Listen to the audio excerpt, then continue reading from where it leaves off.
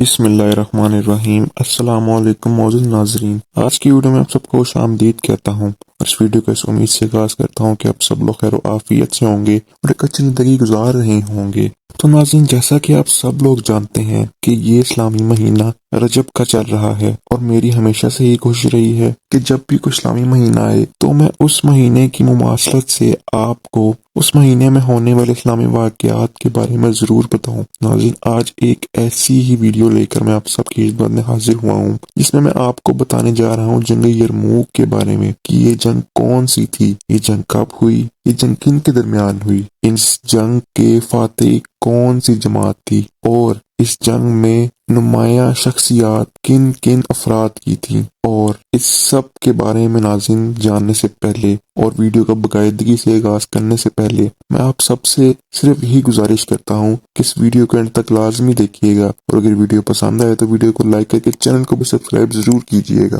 تو ناظرین، جنگ یرموک جسے دریائے یرموک کی جنگ بھی کہا جاتا ہے، ناظرین یہ جنگ 7 رجب المبارک کو لڑی گئی جو کہ اس دور میں 15 سے 20 اگست 636 عیسوی بنتا ہے۔ اور ناظرین یہ جنگ خلافت راشدین اور بازنطینی آرمینین لشکر کے درمیان لڑی گئی جس میں ناظرین حضرت خالد بن ولید مسلمانوں کے کمانڈر تھے اور بازنطینیوں کا کمانڈر وہن تھا۔ تو ناظرین وادی اردن میں دریائے یرموک کے قریب یہ لڑائی ہوئی اور ناظرین یہ لڑائی خلافت راشدہ کی بھاری تعداد میں فوج کے لیے فیصلہ کن فتح تھی اور ناظرین اس فتح نے لیونٹ اور شام میں سلطنت بازنطینی سے مستقل طور پر خلافت میں منتقل کر دی۔ اور ناظرین مزید برآں یہ حضرت خالد بن ولید کی عظیم تخلیق تھی جس کے بعد یہ اپنی فتح کی داستانوں میں اور بھی زیادہ امر ہو گئے۔ 632 عیسوی میں حضرت محمد مصطفیٰ صلی اللہ علیہ وآلہ وسلم کی وفات کے بعد ان کے سب سے قریبی ساتھی یعنی حضرت ابو بکر صدیق کو خلافت راشدہ کا پہلا خلیفہ منتخب کیا گیا، جس کے بعد حضرت ابو بکر صدیق نے خلافت راشدہ کمیونٹی پر کنٹرول سنبھال لیا۔ اساس سنبھالنے کے بعد حضرت ابو بکر صدیق کو عرب کے کونے کونے سے کھلی بغاوت کا سامنا بھی کرنا پڑا اور ناظرین مختلف قبائل جن میں وہ قبائل موجود تھے جو کہ حضرت محمد صلی اللہ علیہ وآلہ وسلم کے سامنے جھک گئے تھے، انہوں نے بھی یہ اعلان کیا کہ محمد صلی اللہ علیہ وآلہ وسلم کے ساتھ ان کا عہد آپ صلی اللہ علیہ وآلہ وسلم کی زندگی کے ساتھ ہی ختم ہو گیا ہے۔ اور پھر ناظرین انہی منحرف افراد کو مرتد قرار دیا گیا تھا اور ناظرین ان کا مقابلہ خلافت راشدہ کی فوج کی پوری طاقت سے کئی مصروفیات میں کیا گیا، ناظرین جسے بعد میں ریدا وار کے نام سے موسوم کیا گیا۔ ناظرین یہ جنگ وہی جنگ ہے جس میں حضرت خالد بن ولید کو ایک لقب بھی ملا اور ناظرین اس تنازع میں سب سے زیادہ قابل ذکر خلافت راشدہ کے فوجی رہنما حضرت خالد بن ولید ہی تھے، جن پر ناظرین حضرت ابو بکر صدیق نے ان کی خامیوں کے باوجود بھی جنگ میں اپنی بے مثال صلاحیتوں کی وجہ سے ان سے پیار کیا اور پھر ناظرین حضرت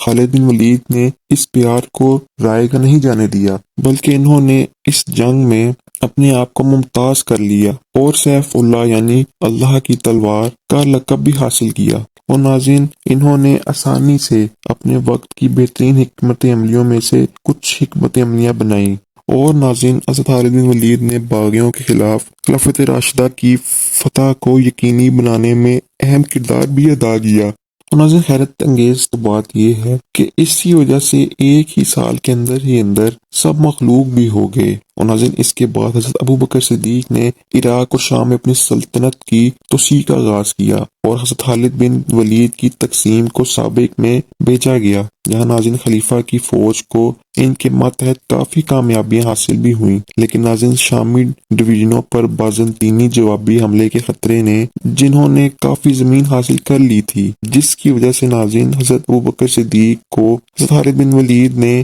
وہاں پر جانے پر آمادہ کیا اور ناظرین حضرت خالد بن ولید نے اونٹوں کو پانی کے ذخیرے کے طور پر استعمال کرتے ہوئے اپنے بہترین آدمیوں کے ساتھ بنجر اور بے راہ صحرا کو عبور کیا اور پھر ناظرین وہ شام کے کنارے پر ابھرے جہاں پر انہوں نے کچھ چھاپے مارے اور فتح کے بعد انہوں نے اجنائے دین میں ایک بڑی بازنطینی فوج کا مقابلہ کیا اور اسے شکست بھی دی، لیکن ناظرین حضرت ابو بکر صدیق اسی دوران قدرتی وجوہات سے انتقال کر گئے اور ناظرین حضرت عمر فاروق رضی اللہ عنہ نے ان کی جگہ لے لی اور ناظرین اسی بدولت حضرت عمر فاروق نے حضرت خالد بن ولید سے ان کا حکم چھین لیا۔ اور ناظرین ہو سکتا ہے یا تو یہ ذاتی رنجش کی وجہ سے ہو یا ان کی سخت شخصیت کی وجہ سے۔ اور ناظرین پھر یہ حکم حضرت خالد بن ولید کی جگہ ابو عبیدہ کو، جو اپنے اخلاقی معیارات کے لیے مشہور تھا، کو شام کا گورنر اور وہاں تعینات راشدین کور کا کمانڈر بنا دیا۔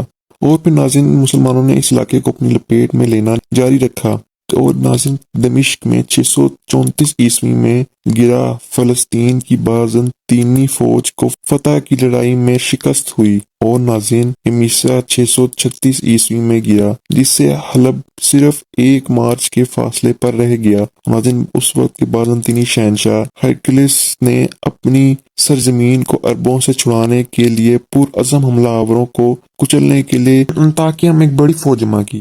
ناظرین اکثر اوقات ہم نے دیکھا ہے کہ جب اسلام کے شروعاتی سالوں میں جس میں حضرت محمد صلی اللہ علیہ وآلہ وسلم خود جنگیں لڑا کرتے تھے، اس دوران مسلمانوں کی تعداد بہت کم ہوا کرتی تھی فوجی لحاظ سے، لیکن ناظرین یہ ایک واحد جنگ تھی جس میں مسلمانوں کی فوج کی تعداد زیادہ تھی۔ اور ناظرین اسی وجہ سے بازنطینیوں کی ایک بہت بڑی سامراجی قوت، جس میں یونانی، سلاو، فرینک، آرمینیائی، جارجی اور شام کے غسانی عرب جاگیر شامل تھے، کی مجموعی طاقت تقریباً 40,000 تھی۔ اور ناظرین اس وقت کے بازنطینی فیلڈ کمانڈر واہن ایک آرمینین تھا، اور اس نے پہلے امیسا کے مجسٹریٹ ملیٹم کے طور پر خدمات انجام دی تھی، لیکن ناظرین تھیوڈور ریاستی خزانچی تھیوری میں کمان سنبھالے ہوئے تھے، لیکن ناظرین ان کی موجودگی محض فوجیوں کے حوصلے کو بڑھانے کے لیے تھی۔ اور ناظرین اسی طرح بازنطینی صفوں میں ایک اور قابل ذکر شخصیت جبلہ تھی، جو ناظرین غسانی حکمران میں سے تھا، جس نے بازنطینیوں کے ساتھ اپنے اتحاد سے بہت زیادہ فائدہ اٹھایا تھا۔ اور ناظرین اس نے ساتھی عربوں کے خلاف ان کی خدمت کرنے میں کوئی مجبوری محسوس نہیں کی تھی۔ اور ناظرین خلافت راشدہ کی فوج، جو اصل میں فلسطین، اردن، کیسریہ اور امیسا میں پھیلی ہوئی تھی، اپنی سابقہ کامیابیوں کے بعد دوبارہ منظم ہو گئی اور ناظرین سے جنوب کی طرف یرموک سطح مرتفع کی طرف واپس لے لیا گیا۔ اور ناظرین وہاں انہیں اسلام دارالحکومت مدینہ سے آنے والے تازہ جنگجوؤں نے مزید تقویت دی۔ اور ناظرین جنگ کے موقع پر ان کی تعداد 20 سے 22,000 تک جا پہنچی، جو کہ تب بھی ناظرین اپنے دشمنوں سے کم ہی تھی، لیکن ناظرین یہ زیادہ کم نہیں تھی، کچھ ہی ہزاروں کا فرق تھا۔ پھر ناظرین حضرت خالد بن ولید باضابطہ طور پر کمان میں نہیں تھے، لیکن وہ جنگ میں اپنی مہارت کی وجہ سے بہت عزت کی نگاہ سے دیکھے جاتے تھے، اور حضرت ابو عبیدہ، جن کے پاس ایسی مہارت نہیں تھی، نے انہیں خود ہی کمان سونپ دی۔ اور ناظرین ابتدائی طور پر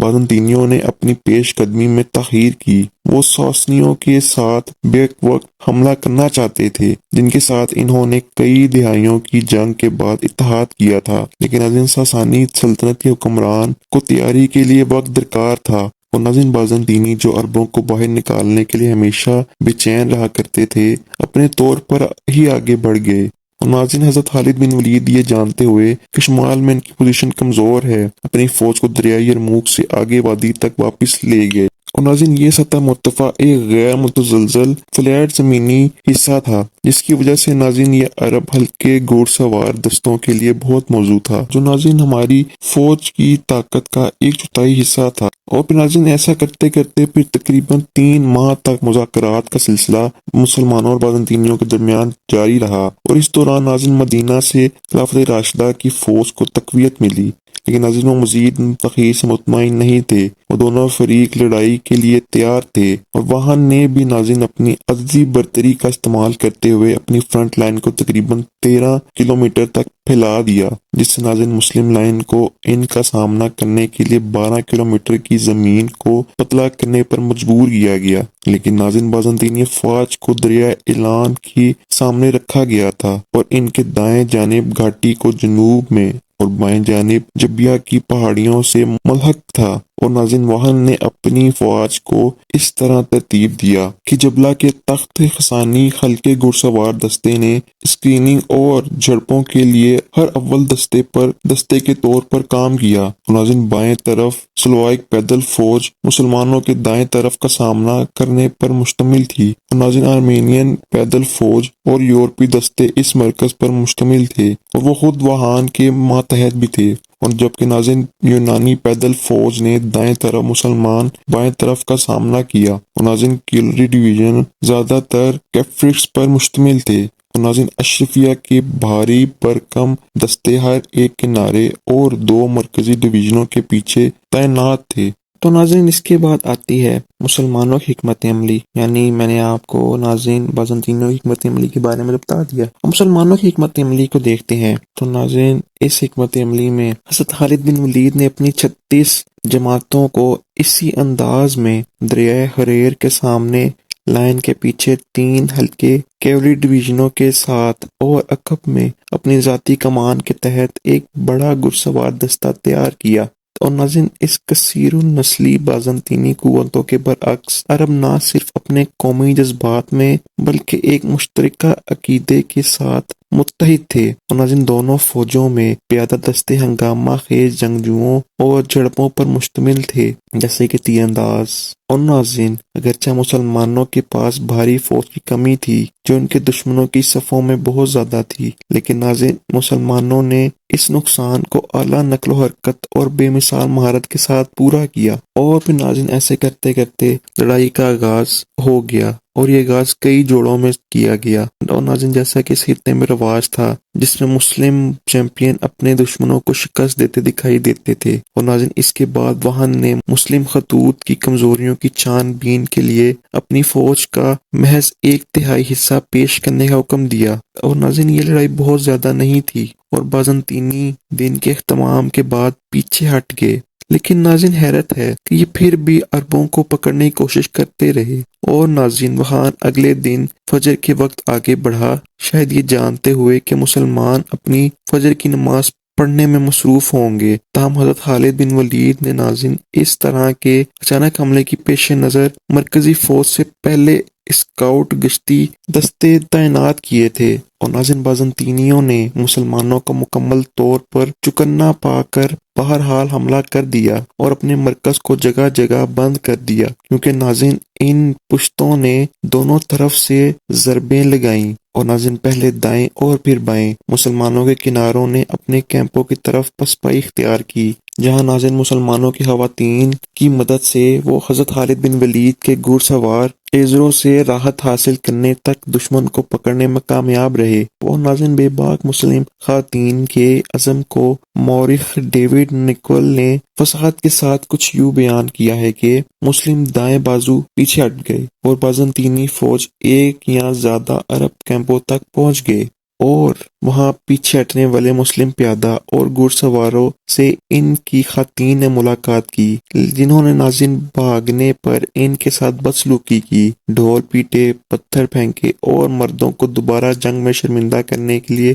گانے گئے۔ لیکن ناظرین کچھ دیر بعد مسلمانوں کی بائیں جانب بھی یہی منظرنامہ نافذ کیا گیا، اور ناظرین بازنطینیوں نے اگلے 2 دنوں تک مسلمانوں کی صفوں میں دھکیلنے کی کوشش جاری رکھی۔ اور ناظرین یہ ایسے کرتے تھے کہ جیسے کہ وہاں کی فوجوں نے کوئی پیش رفت مسلمانوں کی طرف کی ہے، لیکن ناظرین حضرت خالد بن ولید انہیں بھاگنے کے لیے اپنے ریزرو کا استعمال کرنے لگے، اور ناظرین اسی کی وجہ سے حضرت خالد بن ولید نے اپنے نوجوانوں کے لیے کچھ مہلت خریدنے کی کوشش میں آرمینین فیلڈ کمانڈر سے 5ویں دن امن کے لیے مقدمہ دائر کیا، اور ناظرین ابو عبیدہ کے بڑے صدمے پر جو خوشی سے تعمیل کرنے پر آمادہ تھا، لیکن حضرت خالد بن ولید نے اس پیشکش کو ٹھکرا دیا، کیونکہ وہ جانتے تھے کہ اس وقت کارروائی کا وقت آ گیا ہے۔ اور 5واں دن ناظرین بغیر کسی لڑائی کے ختم ہوا، اور حضرت خالد بن ولید یہ جانتے ہوئے کہ ان کے دشمنوں کے حوصلے پست ہو چکے ہیں، اگلے دن انہوں نے ایک ہمہ جہت حملے کی تیاری کر لی، جو کہ ناظرین حضرت خالد بن ولید کی ہمیشہ سے ہی سوچ تھی۔ اور ناظرین رات کے اندھیرے میں انہوں نے ایک گھڑ سوار دستہ میدان کے چاروں طرف بیچ کر وادی رخ کے واحد پل پر قبضہ کر لیا، جس سے ناظرین شاہی فوج کے فرار کا واحد راستہ منقطع ہو گیا، اور ناظرین لڑائی 20 اگست 636 عیسوی کو ایک اور جنگ کے ساتھ شروع ہوئی، جہاں ناظرین حضرت ابو عبیدہ نے اپنے دشمن گریگری نامی ایک یونانی کمانڈرنگ آفیسر سے مقابلہ کیا، اور پھر ناظرین پوری مسلم لائن چارج ہو گئی۔ جیسے ہی پیدل فوج نے مخالف سمت میں اپنی قسم کو بند کر دیا تو ناظرین خالد بن ولید اسی وقت حرکت میں آئے اور ایک بہت بڑی گھڑ سوار فوج کی قیادت کی، جو ناظرین اپنے تمام گھڑ سوار دستوں سے بازنطینی بائیں جانب کے گرد جمع تھی۔ ناظرین وہن کو بہت دیر سے یہ احساس ہوا کہ وہ مغلوب ہو چکا ہے، اور وہ ناظرین وقت پر اپنی بے ترتیب گھوڑ سوار فوج کو منظم کرنے میں ناکام رہا، اور ناظرین مسلمانوں نے بازنطینیوں کو اپنے مرکز میں توڑ دیا۔ پھر ناظرین 3 محاذوں پر گھیرا ہوا، اور ناظرین موتیاں سے مدد کی کوئی امید نہ رکھتے ہوئے سامراجی فوجیں بھاگنے لگیں، لیکن ناظرین ان سے ناواقف ان کا فرار کا راستہ پہلے ہی منقطع ہو چکا تھا، اور ناظرین سامراجی فوجوں کو ان کی پسپائی میں قتل کیا گیا، اور بہت سے لوگ دریا میں ڈوب گئے، جس کے ناظرین کچھ وادی کی کھڑی پہاڑیوں سے اپنی موت کے منہ میں چلے گئے، اور بہت سے لوگ عربوں کے ساتھ لڑائی سے بچنے کے لیے اپنی موت کی طرف کود پڑے۔ پھر ناظرین ایسے حضرت خالد بن ولید نے اپنے دشمنوں کو نیست و نابود کر دیا، اور آپ نے ایک زبردست فتح حاصل کی، جبکہ ناظرین یہ ہلاکتیں صرف 4000 ہی تھیں۔ ناظرین اب دیکھتے ہیں کہ یہ سب جنگ تو ہو گئی، تو جو کمانڈر تھا وہاں اس کا کیا ہوا؟ ناظرین وہاں یا تو جنگ میں مارا گیا، یا بعض کے مطابق شکست کی خوردگی کے بعد خانقاہی طرز زندگی پر لگ گیا، جبکہ ناظرین اس کے برعکس جبلہ کے بارے میں کہا جاتا ہے کہ وہ جنگ کے عروج کے دوران خلافت راشدون کی طرف سے منحرف ہو گیا تھا، اور اس نے 638 عیسوی میں اسلام قبول کیا تھا، اور پھر وہ بعد مرتد ہو کر آرمینیا فرار ہو گیا، جیسا کہ ناظرین ایسے لوگوں کی ایک خصلت رہی ہے۔ ناظرین اب دیکھتے ہیں اس جنگ کے نتیجے کو، کہ میں نے آپ کو اس جنگ کے بارے میں بتا دیا کہ جنگ کیا تھی، کیوں تھی، کس کے درمیان تھی، کس کے دور میں تھی، کون اس کا ذمہ دار تھا اور کون نہیں۔ تو اب ناظرین اس جنگ کے نتیجے کو دیکھتے ہیں کہ ناظرین اس شاندار فتح کے ساتھ مسلمانوں نے شام اور بلا مقابلہ اقتدار، اور شام اور الگ ریاستوں پر بلا مقابلہ اقتدار حاصل کیا۔ ناظرین یروشلم 3 توحید پرست مذاہب پر مشتمل تھا، اس میں یہودیت، عیسائیت اور اسلام تھا، اور ناظرین پھر مسلمانوں نے ان بچنے والے لوگوں کو حفاظت کی یقین دہانی حاصل کرنے کے بعد 637 عیسوی میں ذاتی طور پر خلیفہ کے سامنے ہتھیار ڈال دیے۔ تاہم ناظرین حضرت خالد بن ولید کو وہ وقار حاصل نہیں ہوا جو وجہ طور پر ان کا تھا، لیکن ناظرین حضرت عمر فاروق نے جنگ کے فوراً بعد علاقے کے دورے پر انہیں باضابطہ طور پر ڈیوٹی سے فارغ کر دیا،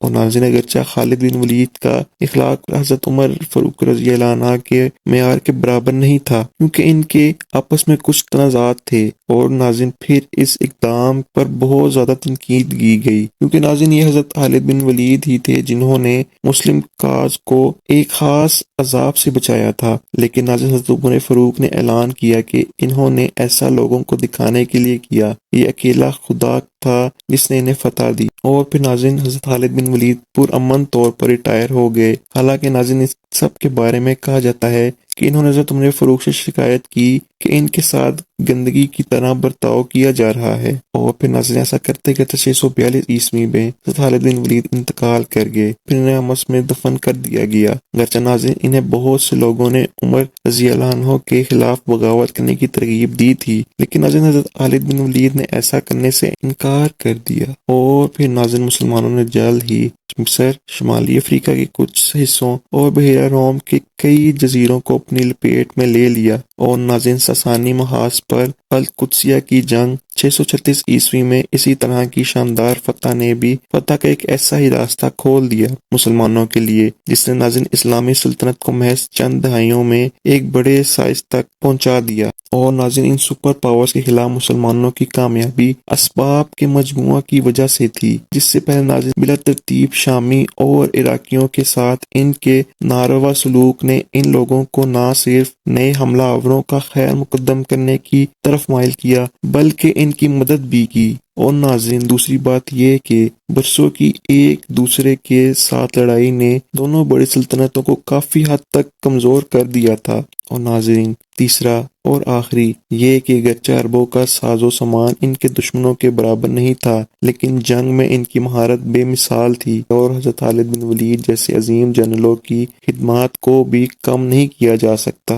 کہ انہوں نے کیسے مسلمانوں کے لیے حکمت عملیہ بنائی اور فتح دلوائی۔ تو ناظرین یہیں پر اس ویڈیو کا اختتام کرتے ہیں اور اس امید پر کرتے ہیں کہ آپ کو یہ آج کی میری معلوماتی ویڈیو جو جنگ یرموک پر بنائی تھی ضرور پسند آئی ہوگی۔ اگر ناظرین ویڈیو پسند آئی ہوئی تو میری حوصلہ افزائی بڑھانے کے لیے اس ویڈیو کو لائک کر دیجیے گا، چینل پر نئے ہیں تو چینل کو سبسکرائب کر کے بیل آئیکن کے بٹن کو ضرور پریس کیجیے گا تاکہ ہر نئے آنے والی ویڈیو کا نوٹیفیکیشن آپ تک پہنچ سکے۔ اور ناظرین کمنٹ سیکشن میں بھی اپنی رائے کا اظہار ضرور دیا کریں کہ آپ کو ہماری ویڈیوز کیسی لگتی ہیں اور آپ آنے والے دنوں پر کن اور کس موضوعات پر ویڈیوز دیکھنا چاہتے ہیں، خواہ وہ دینی ہو، تاریخی ہو، تحقیقی ہو یا دنیاوی۔ ناظرین پھر ملیں گے کسی اگلی تاریخی، تحقیقی اور معلوماتی ویڈیو کے ساتھ۔ تب تک کے لیے مجھے دیجیے اجازت، دعاؤں میں مجھے یاد رکھیے گا۔ اللہ حافظ۔